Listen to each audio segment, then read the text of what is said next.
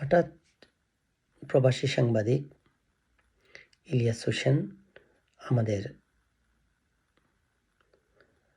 প্রধান উপদেষ্টা ইউনিসেফের বেশ চটেছেন। উনি বলছেন,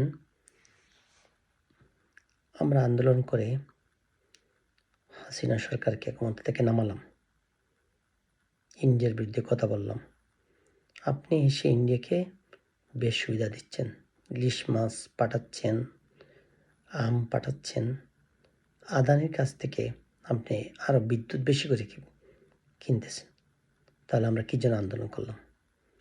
উনি বললেন যে মাহফুজকে ইংল্যান্ডে বিক্ষোভকারী আক্রমণ করল, আপনি এবং আপনার দূতাবাস কোনো পদক্ষেপ নিল না, বরং উল্টা একটা ধামাচাপা দেওয়া হলো।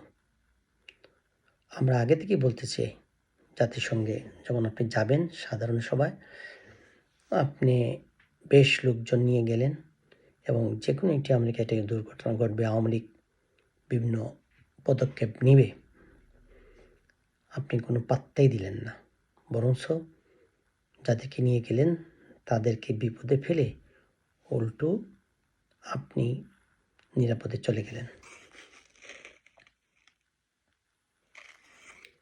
আপনি দেশের জন্য কোনোদিন কোনো কিছু করেন নাই, শুধু মদ নারী নিয়ে ঘুরেছেন।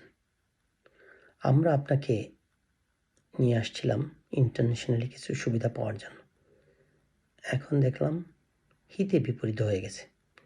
আপনি কি করলেন?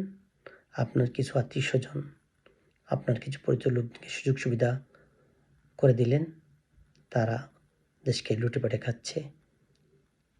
আওয়ামী লীগের আমলে সুদ ঘুষ দুর্নীতি যেভাবে চলতো তার চেয়ে দ্বিগুণ গুণে এখন চলতেছে। আপনি কোনো পদক্ষেপই নিচ্ছেন না। আপনি ঘুরে ঘুরে দেশ বিদেশ ঘুরে ঘুরে বেড়াচ্ছেন। আপনাকে এখন কিছু বলতেছি না, ক্ষমতায় যাক, আপনার সকল দুর্নীতি প্রকাশ করব ইনশাল্লাহ। এই কথাগুলো সাংবাদিক ইলিয়াস লাইভে এসে, ওনার ফেসবুকে এসে, ওনার ইউটিউবে এসে এই কথাগুলো বলছেন। জানি না হঠাৎ কী জন্য ইলিয়াস সাহেব